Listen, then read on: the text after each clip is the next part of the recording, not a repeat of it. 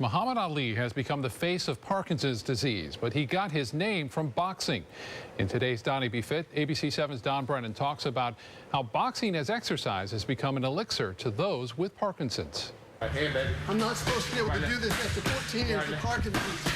John Baumann is originally from Louisville, Kentucky, where Muhammad Ali, known as the Louisville Lip, had made his name in the boxing ring. Diagnosed with Parkinson's 14 years ago, Baumann wanted further testing to prove it.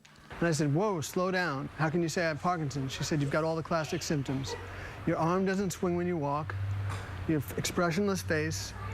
You don't blink. Those classic symptoms do not lend themselves to boxing or any other type of exercise, really. But Baumann, well, he got off the mat and decided to take charge of his life and this disease. I was the first person in Louisville, Kentucky to be a person with Parkinson's at their boxing gym. And I moved to Phoenix, Arizona, and the same thing happened. And then I moved here, and I joined Adam Jaco's gym. He'd called me from Arizona, where he was living, and said he was moving to town, and wondered if I was interested in training him and working with him, and that he did have Parkinson's disease. Boxing, he feels, has given him his own motivation because it's the one thing that seems to offset the disease and its symptoms. When I finish boxing, I feel the best I'm going to feel all day, and it lasts for 2 to 3 hours. Steve Oppen retired and moved to Sarasota a couple years ago, only to find out that he too had the telltale mark of someone with Parkinson's. I heard about that boxing was recommended.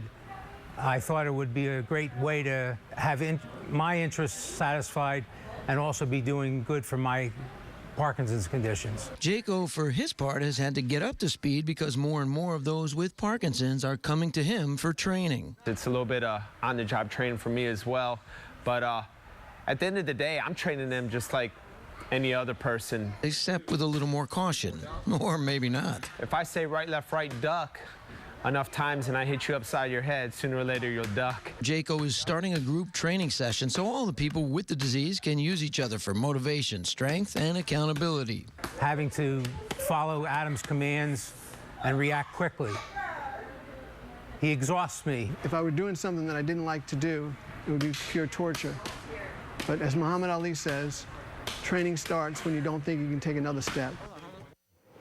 ABC's Don Brennan reporting there. Thank you, Don.